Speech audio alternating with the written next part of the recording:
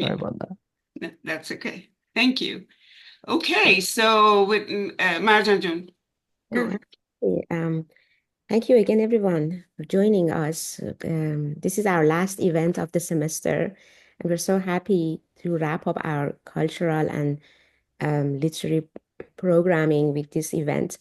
I'm going to read Osama's bio. He's a wonderful colleague, but I will be formal now, reading from the written document. Dr. Osama Eshara is Assistant Research Professor at the Roshan Institute for Persian Studies, where he serves as Assistant Director of the Open Islamicate Texts Initiative.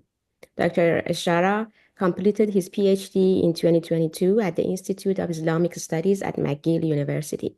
His dissertation included the first critical edition of the Treatise on Metaphysics of Avicenna's philosophical Summa, Kitab al-Najat, The Salvation, as well as the first critical edition of another closely related treatise on metaphysics by Avicenna, Al-Mabda wal-Ma'ad, The Provenance and the Destination. Publications of the critical editions, along with English translations and introductions, are forthcoming. His published research articles touch on a range of topics in the history of philosophy and science in the medieval Islamic world, including a series of recent articles on the commentary tradition of Avicenna's Canon of Medicine. Please join me in welcoming Dr. Eshara and his another wonderful guest, Sajjad. Osama Jan, the floor is yours. Thank you so much, Marjan. I really appreciate the introduction and of course a big thank you to you for to Professor Musavi for including this event in the speaker series this semester, and to Professor Keshavars for hosting and for welcoming us and making all of this possible. Uh, I'm very glad to be able to host such an event and to welcome so many close colleagues virtually, but nevertheless into the wonderful institute that Professor Keshavars and has arranged in at the University of Maryland and been leading for many years, in fact.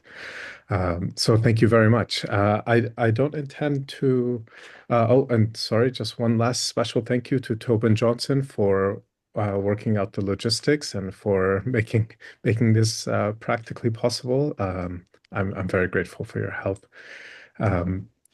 I don't intend to take up too much time with my remarks, since I think everyone would rather hear from Sajjad than from me. And it will be nice to open up the floor for discussion sooner rather than later, since, uh, uh, well, that's what this kind of gathering is all about. Um, so all I would like to do is to say a few words to locate this book in the context of Avicenna studies as a field, and to give a brief synopsis of the book's content and its main arguments, and then I'll turn things over to Sajjad. So Osama, sorry to interrupt. Are you going to say a couple of words about Sajjad himself? sure. I didn't let Yes, him introduce himself. yes. My intention was to say that at the very end, Yes, but I thought so, why but not? that's We can. okay. Go ahead, Yeah, please. that's okay. That's yeah. This the the book is in its main substance an analysis of a rather overlooked text by Avicenna. And of course, as we all know, Avicenna's influence on metaphysics, medicine, logic is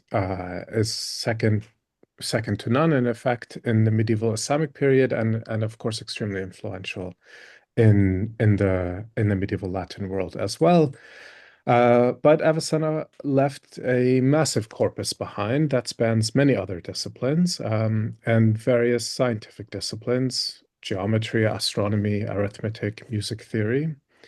And for various reasons, these works of Avicenna's have tended to receive far less attention than Avicenna's works on medicine or metaphysics, for example, or logic. And if I can summarize the main sort of historiographical argument of Sajjad's book, it is that Avicenna's scientific writings in general and astronomical ones in particular offer valuable insights into the history of science. And that one key challenge to interpreting Avicenna's astronomical writings is that he was active at a time when astronomy as a science was undergoing rather rapid and significant development.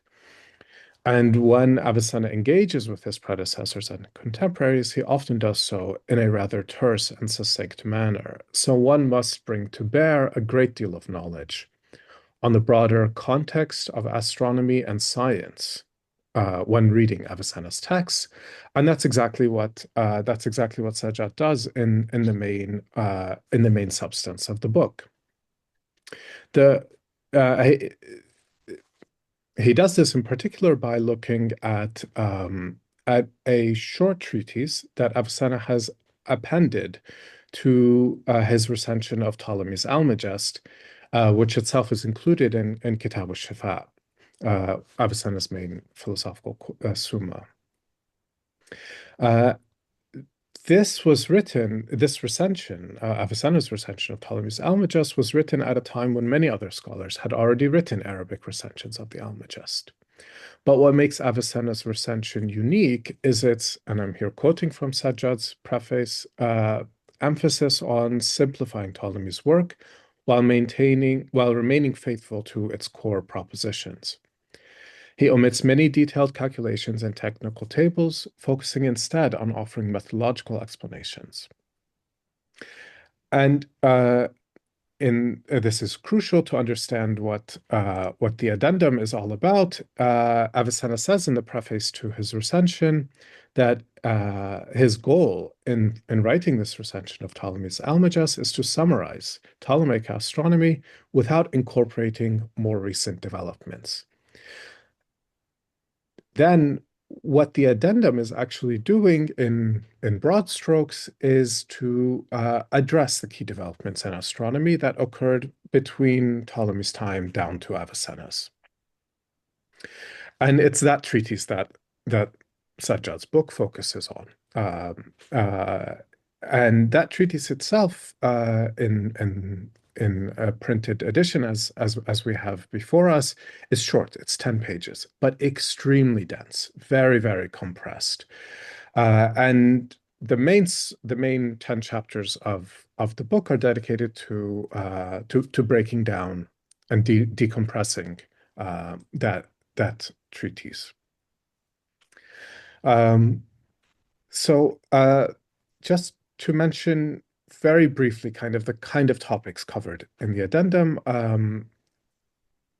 it's not a comprehensive treatise.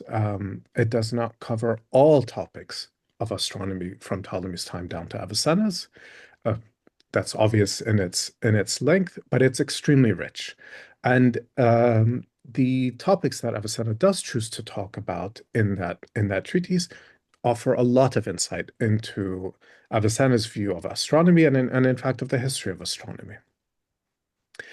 And I had here prepared some notes of some examples of those topics to mention, but maybe since it's an intimate and small group, I will skip over that and just just say that just mention one quick example, which is Avicenna's the addendum one of the key points that it offers is insight into the early development of the Hay'a tradition. Hay'a, of course, being Ilm al-Hay'a, science of configuration, which emerged as a genre in Islamic astronomy that basically bridges astronomy and physics in a very fundamental way, and attempts to provide a physical representation of the universe. And Avicenna, one of the key arguments of Sajjad's book is that the addendum, despite being so compressed and difficult to interpret, offers a lot of insight into that into the early period of Hay'a, and in fact, in some cases, is the earliest known source for some astronomical ideas, and of course, Sajjad can touch on those points. And okay, if it's such an important text, where has it been all these years? Well, it was published in the Cairo edition of the Shifa.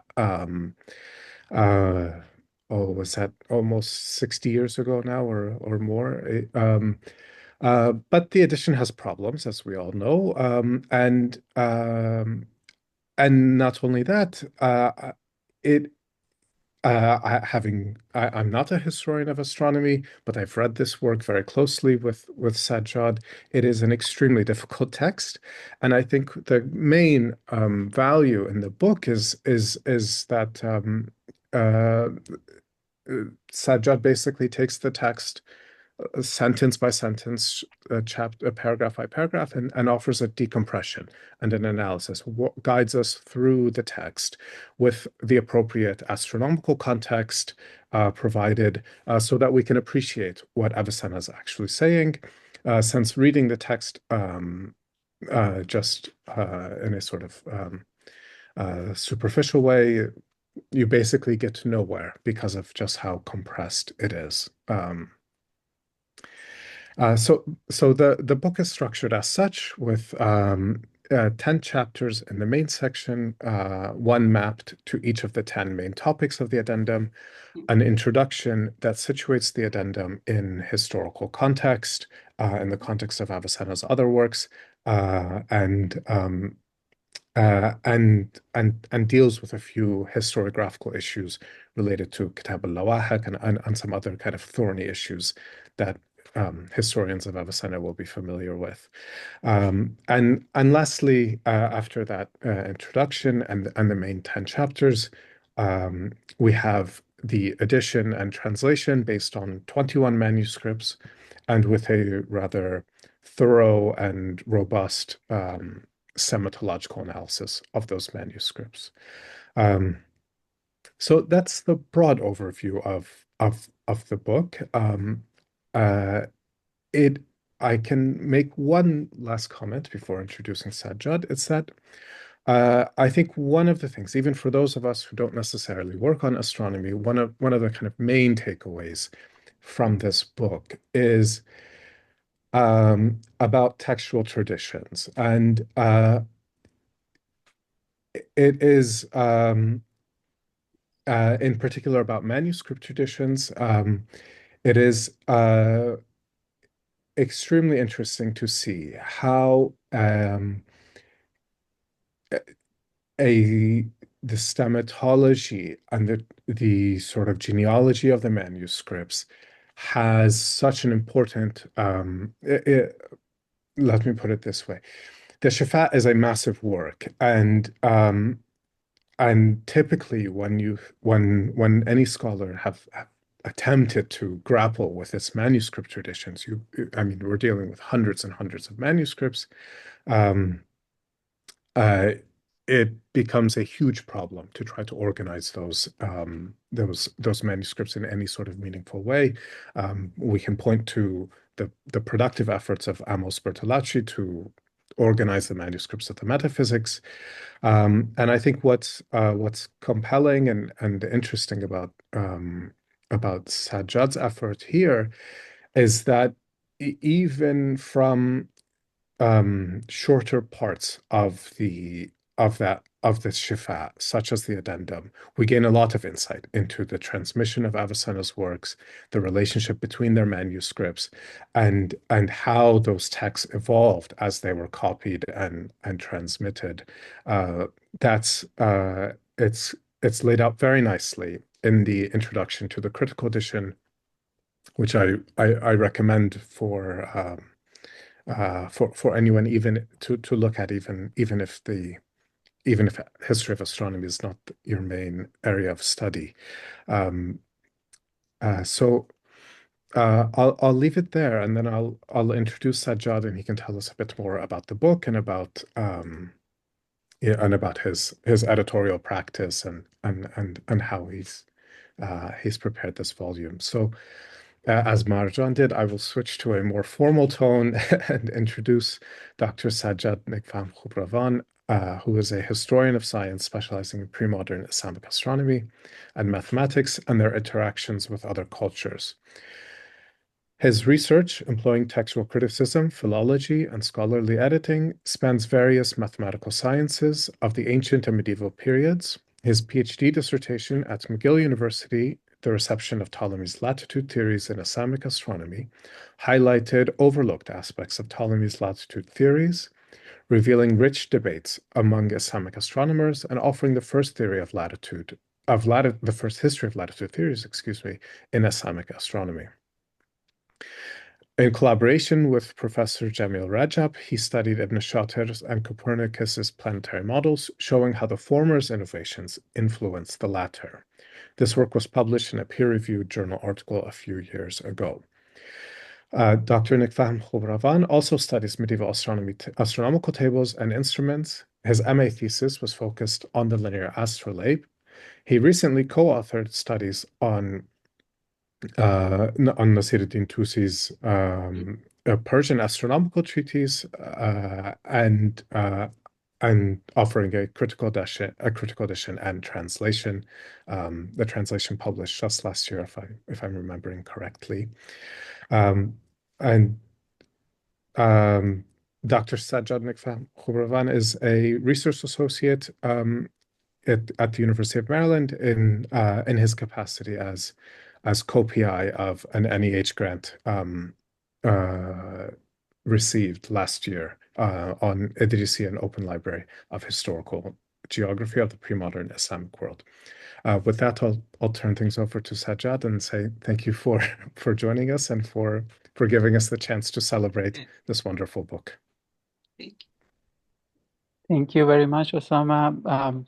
First, let me thank Dr. Keshavarz, Marjan, Osama, and other people, Tobin, who tried to make this event possible. And, it's wonderful to celebrate the publication of my book with you and, seeing all these friends that, I miss them a lot. And, it's wonderful to celebrate this with you.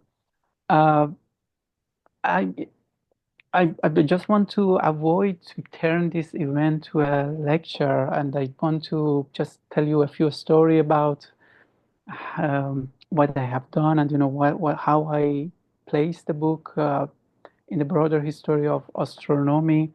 Thanks to Osama for his nice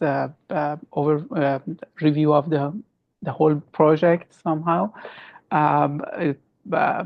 Basically, it captured all the basic important features of my book, and that I wish to be received such. And so I really appreciate your effort to just present it in the best way that it was possible.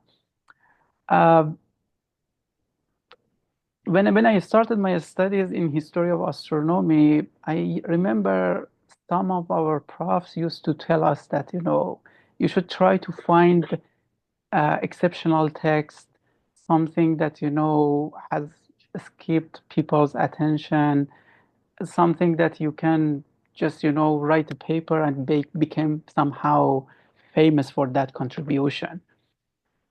But as I went on and study the literature available to us, I felt that that you don't need to, if you want to really do something important by your research, you don't need to necessarily follow that path. And that became my, somehow whenever I'm teaching, one of the first things that I tell my students is that you just can go take randomly a book, find a line there, and I'm sure that you can write a good good piece that people appreciate what you contributing to. So the first time that I started looking at Avicenna, I was not necessarily looking at exceptional, extraordinary material that can can somehow change our view about history of astronomy. But although it happened such, but my intention was not that. I said that let's just try to understand Avicenna, as he contributed to the history of philosophy and science, and try to present it as it's aligned with his methodology. So I wanted to mention this to say that although Addendum, or in its Arabic title Al-Maghal al-Muzafa, my intention was not at the beginning to just discover something super important, revolutionary, but it turned out to be such. So Osama mentioned that Avicenna's project in this text is to present the development in science of astronomy that happened between Ptolemy and himself. So I need to introduce briefly who was Ptolemy. Ptolemy was one of the most influential astronomers of the whole time. His contribution is comparable to people like Copernicus, Newton, Einstein. The impact of his writings uh, uh, extended more than 15 centuries, and maybe still we see, if you are interested in domains like astrology or like physical astronomy, you still can see the effect of his ideas. So he was a second century Alexandrian astronomer who wrote on diverse, uh, he has many works on different topics, from harmony to astrology, astronomy, and even he has writings related to medicine. So, and uh, through the well-known translation movement of uh, 8th and 9th century, uh, all his works were translated into Arabic. Just to elaborate a little bit on the translation, Islam Greco-Arabic translation movement, I should mention that during Abbasid period in 8th and 9th century, many works from all languages that you can imagine, Syriac, Sanskrit, Middle Persian, Greek, were translated into Arabic, and that constitute a huge corpus of scientific literature that were studied extensively by scholars uh, uh, during 2 centuries leading to Avicenna's time. Um, uh, Thinking about astronomy, particularly scholars and astronomers try to uh, basically apply the most advanced techniques in conducting new observations that somehow change the picture of astronomy as they received it from other civilizations. So uh, there were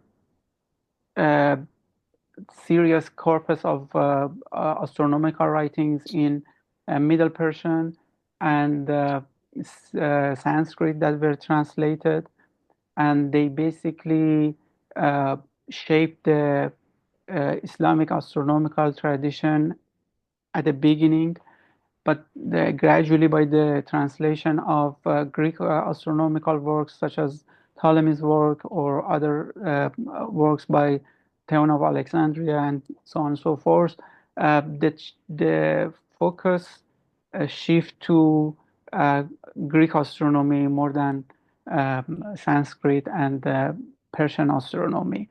So this tradition that was established during two first centuries of this tradition was handed to Avicenna, and uh, so uh, when he wrote his recension of Almagest and incorporated in his uh, major philosophical summa, Kitab al-Shafa, so he felt that, somehow he needs to reflect on this development that happened from Ptolemy's time to his own time. To make it clear, at the beginning of his recension of Almagest, Avicenna tells us that I want just uh, focus on Ptolemy and his contribution in astronomy without going to without discussing the development that occurred after that. So uh, somehow his uh, his recension of Almagest, the major work by Ptolemy, was a simplified version of the whole astronomy, the knowledge of astronomy. But at the same time, because he was not dealing with developments that occurred after Ptolemy, there was a deficiency in the project. Avicenna had multiple choices to go forward to somehow compensate this shortcoming. Um, uh, at the beginning of his book, he promised to write another book, which he called Kitab al-Lawahir, or the book of appendices, um, to report those development or further discuss the technical aspect of science of astronomy. But apparently that never happened. So he just uh, uh, uh, in some point uh, uh, in time when during his activities in Isfahan during the last decade of his life, he decided to append this short treatise that I have studied to his recension of Almagest. So as Osama said, uh, as it is very well known for Abyssinian scholars, Avicenna's language in most cases are very complicated and condensed. Um, and we see this especially in the case of Addendum, that in a few pages, basically, he summarized somehow 10 books. And so you can imagine that, how, first of all, if we ask someone to just do that in the modern time, to write a few pages and summarize that amount of material in a very short, condensed way, I think, uh, uh, the editors gonna reject whatever that person produce. But Avicenna somehow did that in a very uh, skilled way, and you can grasp the main idea even with like in a short sentence that he says. But at the same time, this is a serious challenge for historian of science like me to deal with, because it needs a extensive study of literature in order to understand what exactly Avicenna is contributing in each section of this book. And I had the chance to take my time, go over literature, most of which are in the form of manuscript. So it needed years and years of studying material that, even couldn't be reflected in my book, because they were not directly related to Avicenna's discussion. But I hope that eventually my effort could illuminate a little bit of what Avicenna was intended to do in this treatise. So, just talking about the book itself, Osama mentioned the structure of the book and the content briefly. My goal in this book was to somehow reconstruct in modern way, Avicenna's project.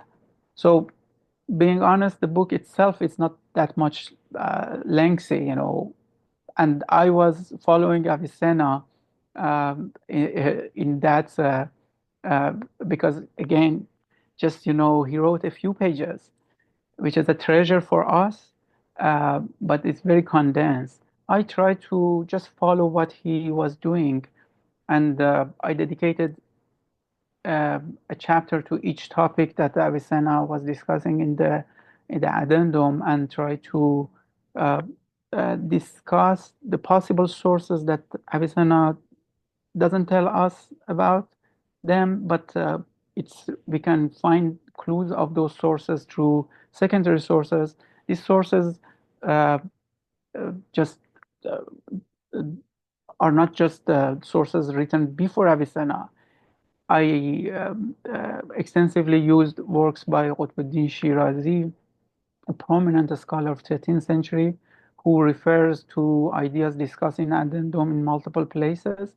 And that helped me to trace some of ideas discussed in Addendum to another uh, uh, uh, Farsi scholar known as Nayrizi, Abu Hatem Nayrizi, who was living in 9th century, and unfortunately we don't have much of his works today in our hand. Maybe one day we discover his works in libraries around the world.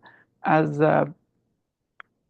you may know very well, most of the Islamic scientific corpus left in manuscript form, yeah, and has not been edited, or many of them has not been even cataloged yet. So there are treasures of manuscript in India, in many places in Iran, in Turkey, in Egypt that has not been studied, and we hope that one day we find these sources that currently we don't have in available. Uh, they are not available to us. Uh, so I'm just going to briefly talk a little bit about some of the major topics Avicenna discussed in this book. Again, I didn't want to this event be like a lecture, so I would rather hear if there is any question or any discussion, and I will be happy to respond to any question. So Osama mentioned that addendum, although at the first impression it might not do anything with the Hay'a tradition, that I explain a little bit what does that mean. But I argue in the book that it is related to what we call it Hay'a tradition, Islamic astronomy. So going back to Ptolemy, his major astronomical writing, Almagest, is a huge work written in the language of geometry and mathematics. So he intended to basically summarize the knowledge of astronomy in that book, such that everyone can calculate the position of heavenly stars. When I say heavenly stars, being moon, sun, and fixed stars and other planets. So he arranged the book in 13 13 major section that we call book, and in each of them he treated different topics, but his method generally throughout the book is to propose geometrical models that can uh, explain the motion of heavenly objects.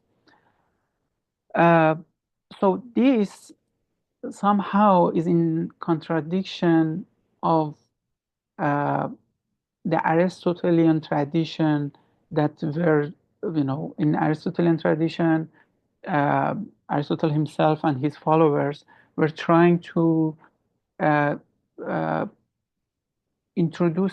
propose a cosmological system that can both astronomically and physically explain the heavenly motions. So just, for those of you who might not uh, uh, uh, be interested in details of astronomy but want to know a little bit more, just think about uh, Newton, his contribution versus Kepler's contribution. So Kepler discovered made one of the most important discoveries of the whole time in history of astronomy by saying that planets go around the sun in elliptical orbits. This was like a revolutionary discovery that changed the science of astronomy fundamentally. His models, his elliptical models, were working perfectly to explain the motion of planets. But when it comes to dynamic of the motions, what is the power that drives these motions? There is no explanation other than pure mathematics in Kepler. When it comes to Newton introduced his theory of gravity that explains exactly that motions, but both from mathematical perspective and from physical perspective. So the tension between Aristotle and Ptolemy in Almagest is somehow similar to Kepler and Newton. In Almagest, we see geometrical models that explains the motions very well, but there is no explanation for the powers or the physics that basically govern these motions. So when it comes to Islamic tradition, so they were comparing all these tradition, Aristotelian traditions versus Ptolemy's works, and also comparing it to Indian and Persian astronomical corpus.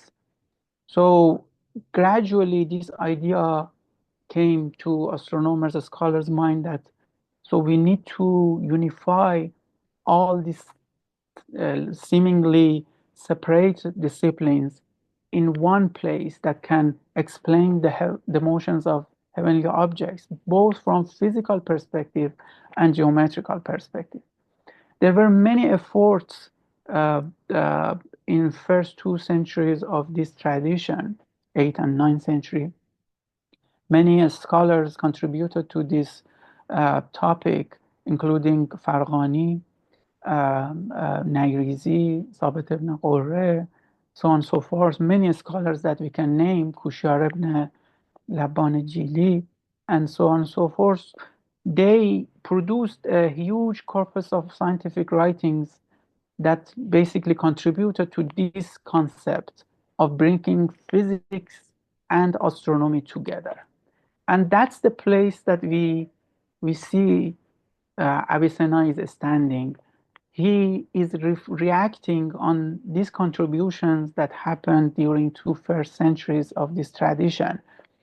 So one of the early sentences in Addendum, he says that I want to bring these two disciplines together in this treatise, and being natural philosophy or physics and astronomy.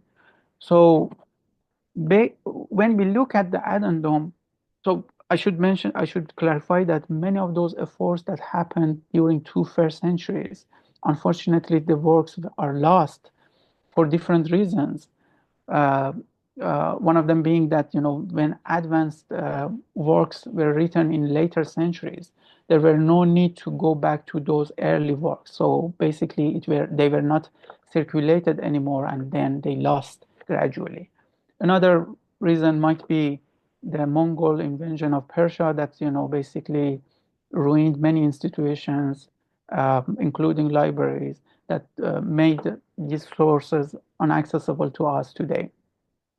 But Avicenna's Addendum is a valuable source in order to trace these ideas back to uh, their sources written during the first 2 centuries. So that was one of the things that I wanted to highlight.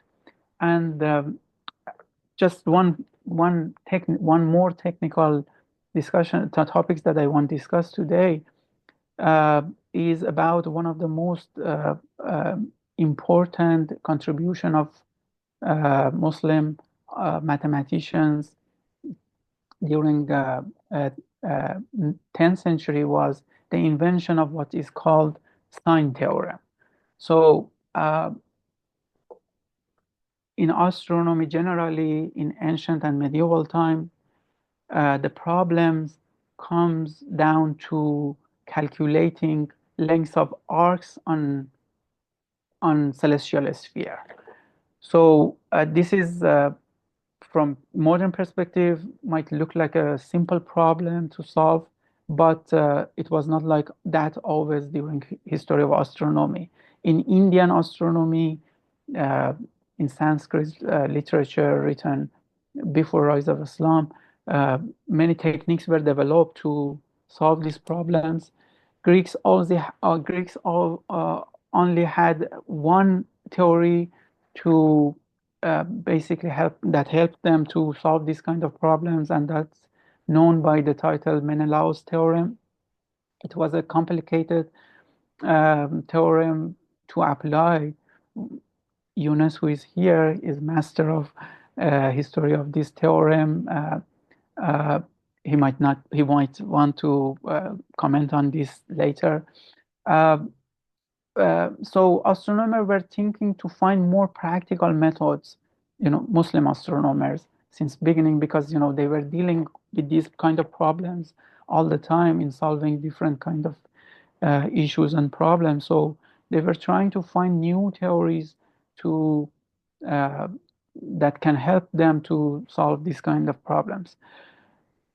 During 10th century, we have scholars like Abdul Jalil Sajzi, Abu Nasr Iraq, Khojandi, so on and so forth, Abul Wafa Buzjani, and many other people who debated about new approaches in solving problems in basically in spherical astronomy.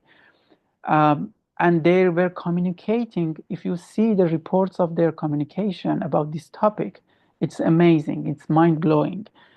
This is reported by Abu Rayhan Biruni in his work called Al-Maghalid Ilm al-Hay'a, The Keys to the Science of Astronomy. It's one of my favorite piece of writing from medieval time, in the sense that Biruni narrating scientific debates between different group of scholars and judging who has the priority in inventing the theory that eventually became sign theory. So knowing this background, now we see in Addendum that Avicenna is reflecting to this scholarly debate between some of his contemporaries, some of his predecessors, and he present a proposition. He discussed a proposition in Addendum that basically was a prerequisite for proving the sign theorem that eventually was handed somehow to Europeans and make its contribution to even modern science through the developing early modern astronomy. So I'm gonna, I don't want to just bother you with much more technical discussion. I think we can discuss these topics if there is any question, and I'm available to answer any question.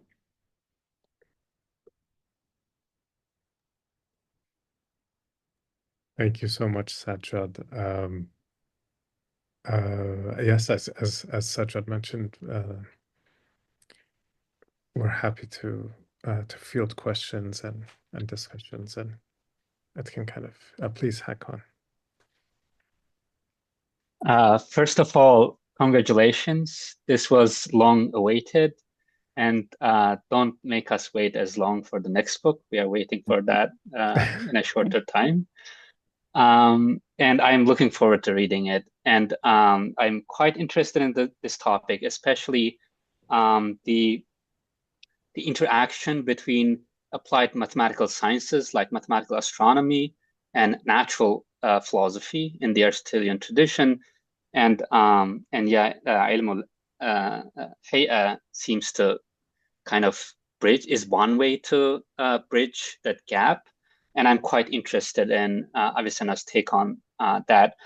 For now, I'll just ask a small technical question about the transmission of the text.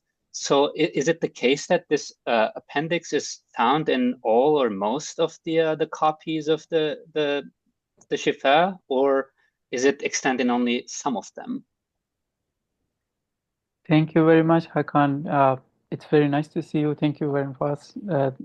Thank you very much for joining me in celebrating this book. Very good question. So Avicenna's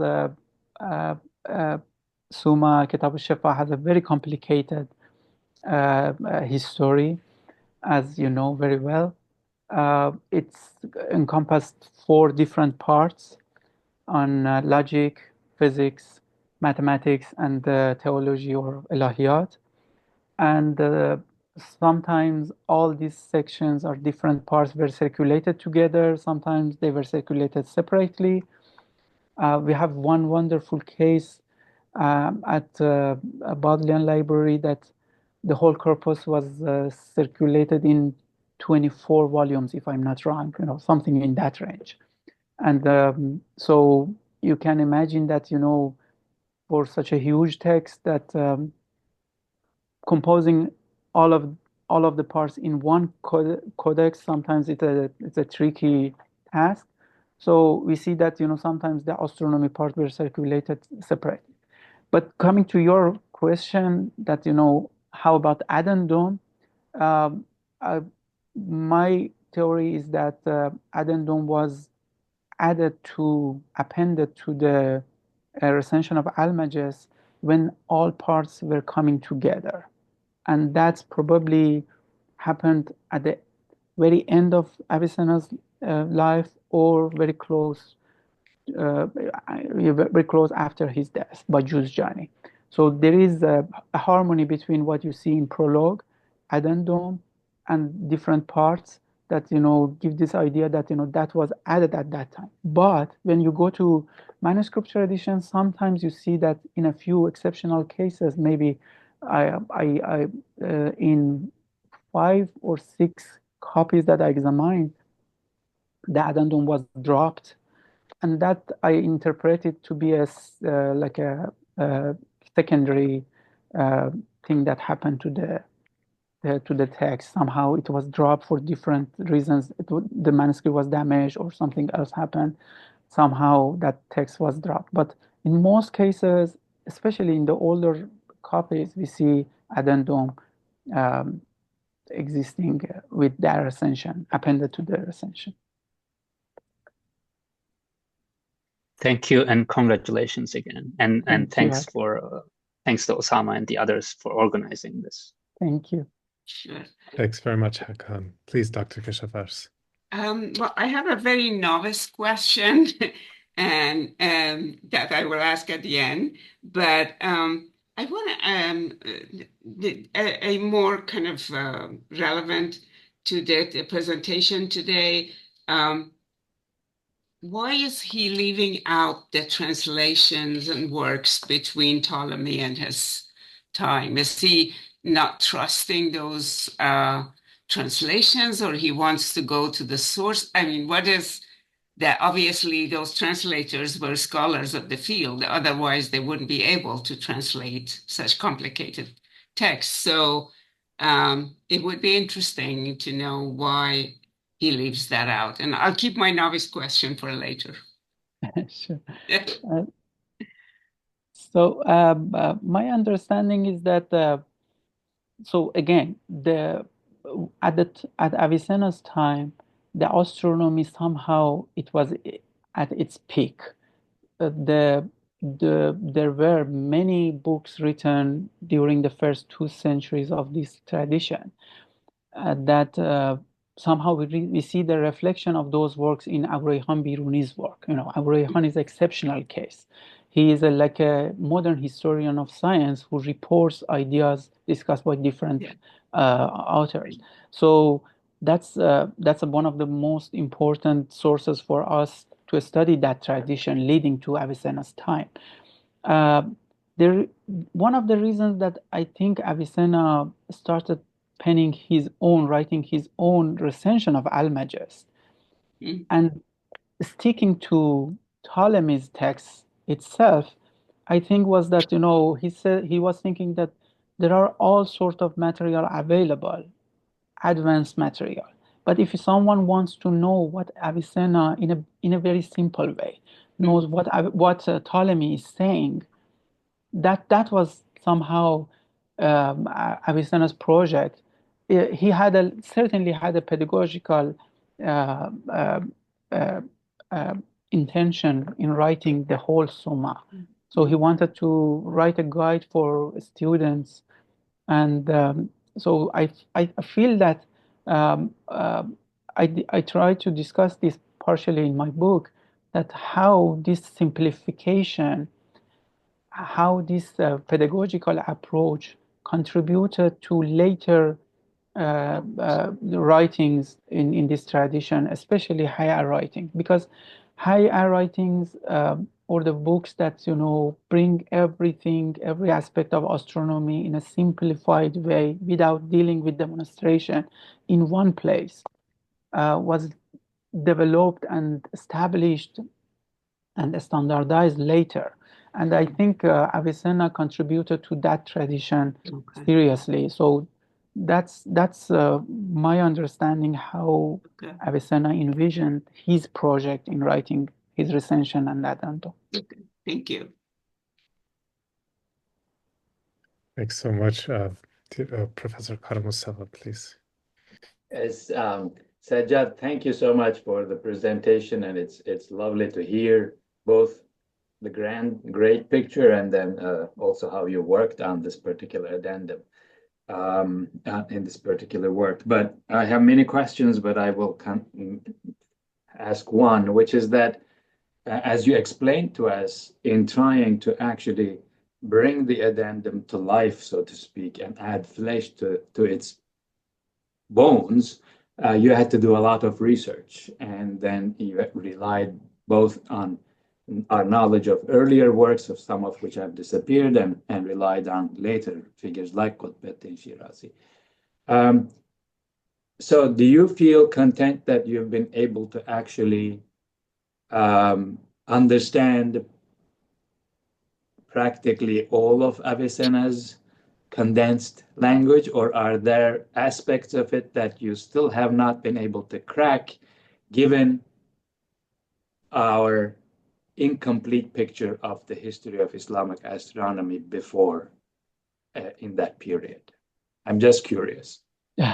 Wonderful question, Professor Kara-Mustafa. No, I never claimed that I fully I'm not Avicenna, so I try to my best to present his discussion, the topics that he discussed in the way that I conceived it.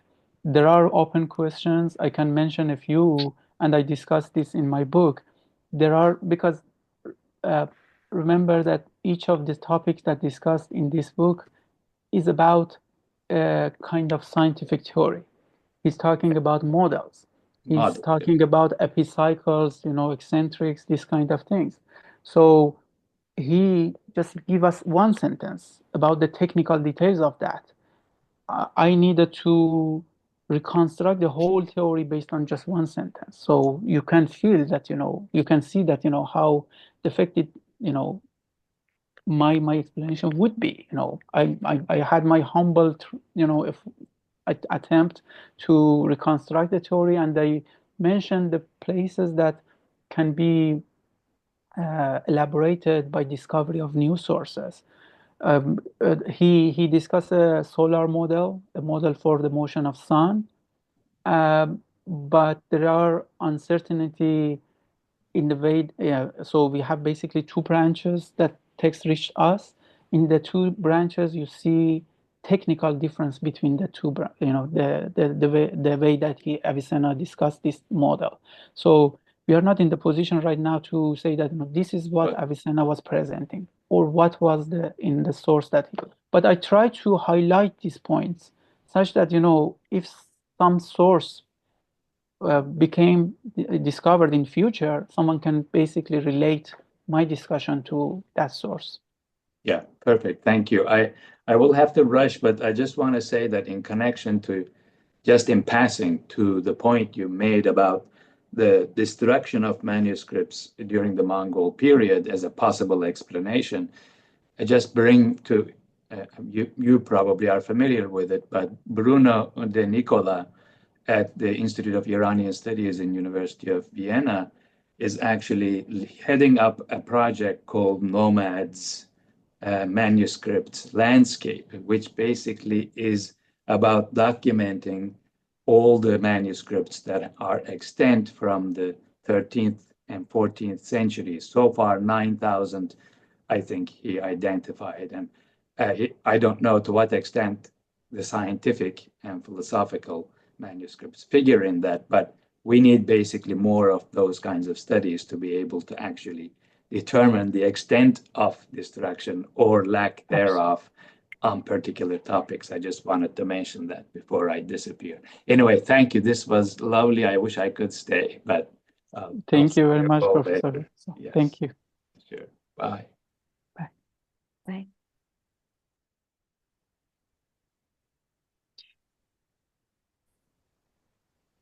Please, Dr. Kishavarz. Thank you for giving me a chance to ask this. Well, he may have explained it, but why is he calling his medical work Al-Qanun fi Qanun, and he calls his philosophical work Ash-Shifa? Is this something that he's discussing in any way? Or it's been just a question for me because I always thought it should be the other way around, but I'm not Avicenna either. So I wondered if there is a conversation on that anywhere. I think Osama and Fatima might wants to answer to this question.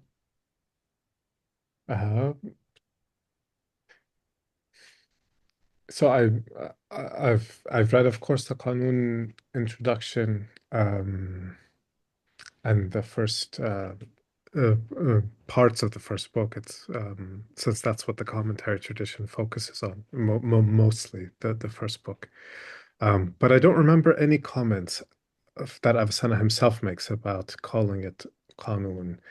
And if I think there is a play on words in the Shifa introduction where the word Shifa is used. He certainly does that in the Najat, which is also, so at the end of the introduction of the Najat, there's a sort of play on words where he uses Najat, and then it gets known as Najat. But I'm not so sure. I'm not so sure why he would choose this. I mean, I understand Al-Qanun, I mean, the canon of medicine. Absolutely. I mean, that's that, but anyway, just no, you're right, Professor Keshavarz. I think Qanun, is referring to that mostly Greek concept of canon that is a source, is the reliable source. That's something that people and kind of the encyclopedic nature of it. We still use that. Yeah, I think. And go ahead. Just about Shifa, I think it's more a kind of mystic use of the term, because the goal was to move he started writing Ilahiyat, which is theology. So you feel that, it's more about curing from impuration that occurred in the science. So he basically says, Juzjani says, Avicenna says in the preface, I think, to the book, that his goal was to present Avicennian doctrine in a simple manner without any elaboration that ban us to see the main idea. Okay. So basically, it's a curation. It's from defective things that was going on around. Yeah. So that was the main idea. And thank you. Yeah. The version of that for the Najat, just because that sentence is at the top of mind. He says, Najat النجاة من الغرق في بحر الدلالات or something like that. Oh, okay. So he wants to save you from drowning in misguidance. Okay. So Shafa is in that Shafa has kind of a similar connotation there. Yes. Yes, please, Hakan.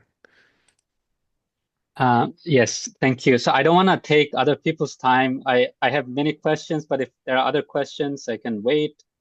Please go ahead. Otherwise, first a short comment on Qanun. The Greek word kanon means rod. So it is the stick that you use to measure something. So its length would be fixed, and then you would put it against what you want to measure. And so it would be your standard. It would be the thing against which you measure what you want to measure. So and that sense criteria kind of. Yeah.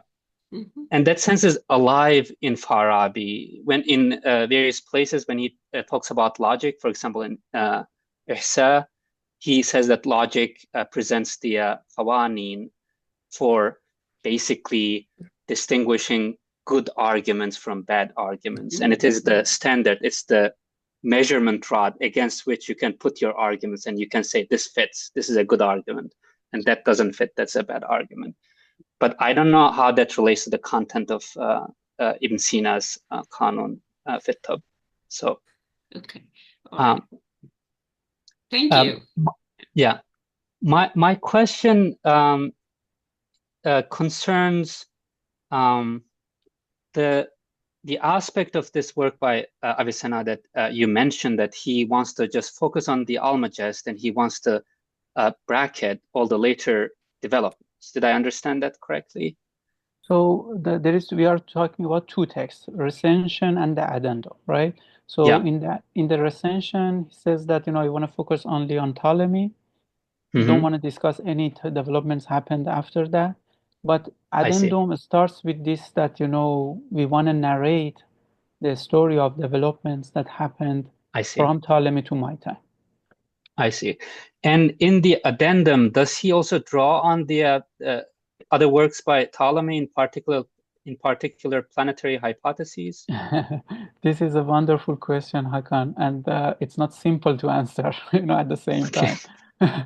So just, if I want to give you some hints about the discussion, and, we can probably discuss this more and more when we meet. So Ptolemy's planetary hypothesis was translated in second century Hijri, 9th century, and was accessible to Avicenna's predecessors. Avicenna, at least in his Al-Mabda wal-Ma'ad, allude to ideas discussed in planetary hypothesis. But I believe that he was not directly using planetary hypothesis. Keep that in mind. Now go to Addendum. In Addendum, he discussed like a very complicated problem with regard to the motion of planets in latitude. And we know that planetary hypothesis has a different latitude theory, different than the Almagest one. Ptolemy basically revised his theory in planetary hypothesis, and this was apparently known to people like Nairizi, Biruni, and other scholars, although we have in none of their available work, we find that discussion of this theory. But we see clues of that theory through secondary sources, as I said, Qutbuddin Shirazi. Now in Addendum, we see similarity between Ptolemy's model, Ibn al-Haytham's model, and what is attributed to Nairisi. So you see this line of influence on Avicenna, but since we don't have those sources, we can't exactly say that he was actually reflecting on Ptolemy's planetary hypothesis, or he was using an intermediary sources. So my general idea is that he, at least when he was writing Addendum, he didn't have planetary hypothesis in his hand. Maybe he read that when he was younger, and he was just writing it from his mind, from heart. But there is a very fascinating parallelism between Ibn al-Haytham and Ibn Sina. We don't know any information. We don't have any information about their interaction, possible interaction.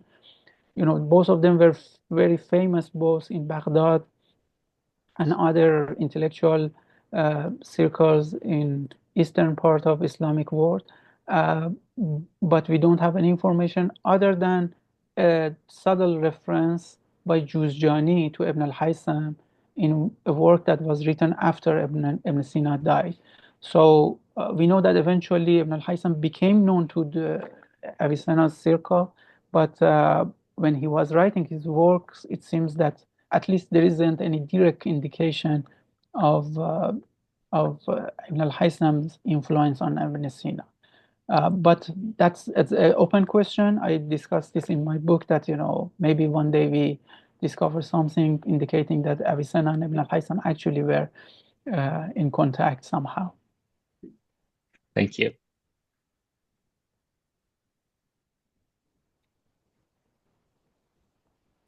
Please, Dr. Keshavarz. I'm talking too much, but if there's no other hands up by specialists. I worked with Al-Qanun Fetteh because I did my PhD thesis on medical manuscripts and non-medical as well, kept in the library of the Wellcome Institute for the History of Medicine. And of course, there were, references to him, and also parts of Al-Qanun were all over the place. And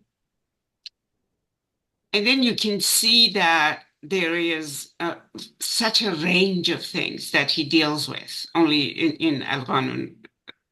For example, designing surgical tools. And I believe that those design of surgical tools remained valid and followed for a long time. So I've always wondered, people like him, did he have a circle of students who were helping with compilation of things or collection of material? Or, it seems really beyond one human's capacity to do all of that. But, I don't know anything historically about what the kind of circles he worked in. So anybody who might speak to that, I would very much appreciate that. Thank you. I'm just going to say a few words and go ahead, Osama. No, actually, I was going to immediately hand it to you, Sajjad, because I was thinking about the observatory aspects that come up in Maqala Muzafa, which, observation also, of course, involves creating instruments and tools and so on. So, yeah.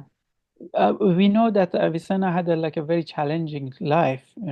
He was always escaping. I know, the royal families. Yeah. Yeah, and being imprisoned for time, and so but what we know, he was kind of. I was recently reading something about an academic describing another academic as superhuman. So he was a kind of superhuman that he was a very sharp mind person that And that's clear from his influence on philosophy and science. So I think, he's considering all the challenges that he encountered during his life. It's not extraordinary if we imagine that he find his way to get access to these things. There are anecdotes here and there about Avicenna, like for example, Giugiani says that um, Avicenna was trying to figure out Farabi's um, uh, I'm sorry, Aristotle's metaphysic. Maybe Hakan can tell us about this. And then he came to know a brief treatise, very brief treatise in a few pages by Farabi, and then handed to him by, I think, Giugiani or someone else, if I'm not wrong. So, and then he eventually says that, everything became clear to me now. So, yeah, something like that. At his early age in Bukhara, in that region, apparently he had access to more sources than what he had later in Isfahan, for example. We know that at Ray was a center of intellectual activities. He was in the court and he had access probably to the library. He had a period of peace there, so he could get access to these sources. But when it comes to Isfahan, somehow he himself complains about the lack of sources. He says that, I don't have access to the original sources that I need to rewrite the sources that were the works that were requested from me to write. So apparently at that period, although we know again Isfahan was at that time was flourishing and there were many scholars there, but at the same time he was involved with too much administrative and political roles that took his time. Juzjani, thinking about observation that Osama mentioned, Juzjani referred to interruption his activity, Avicenna's activities in different period when he was in Isfahan due to the administrative involvement. It appears that although he was very active in writing works like Kitab al-Shifa and other works, Najat, Hikmat al-Mashriqiyya, many other works, and parts of Qanun as well, but his access to sources probably was limited at that time. While we know that if you just look at Biruni's works, we see that he was using directly even Greek sources, probably Sanskrit sources. We know for sure that he was using. Yeah, and other languages probably, but and the Biruni's approach is totally different than Avicenna. Biruni records sources, cites sources. He says that this person said such and such in this work, while Avicenna doesn't tell us about his sources, and that's why it became a challenge for us who deal with the Avicennian corpus. So just, I'm talking a lot about again, but this is what I can say about this question. Thank you. Thank you. Well, I can ask a brief question that's a bit maybe of can you talk a bit about the process of translating and translating the text, because that's a challenge that I think all of us face across different fields, and be it Persian or Arabic or Greek or whatever source, and how you dealt with that kind of difficulty in preparing the book. Sure. Thank you. This is again a very important question, Osama. And I believe translating classical and medieval works is an art, is an art. It's just not anyone can do, And I don't see myself having that, skill that I wish to have. I'm just learning and I'm trying to expand my knowledge in translating classical works. It's again, it's a serious art that needs patience and involvement in so my approach generally, because I'm mostly dealing with scientific works, not like literature. So my approach is generally to first try to reconstruct the idea discussed in the text as I understand it. Then try to fit my understanding in the form of a translation to the text. So this is just a basic idea that how I approach the text. If I go to literature, probably I can't follow this approach because then it's literature is about the beauty of language, and you can't just rely on logical understanding of concept and reconstruct it in a language other than the original language. So that being said, I try, my general approach is to make the translation as close as possible to the text, but because I'm aware of my lack of knowledge or skill in translating, I always make it clear that my approach is generally analytical than just translating. If you go read Aristotle, for example, translation of Aristotle, so it's not readable to many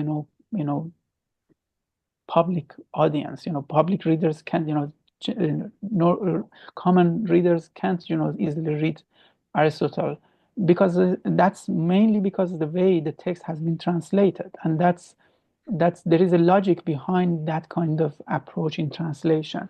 You are dealing with a classical text that a few number of text manuscript basically reached us, and it has been edited in a certain way, so you need to reflect exactly what you appears in that text.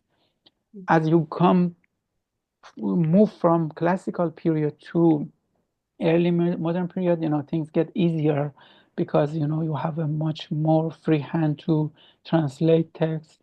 But if I want to just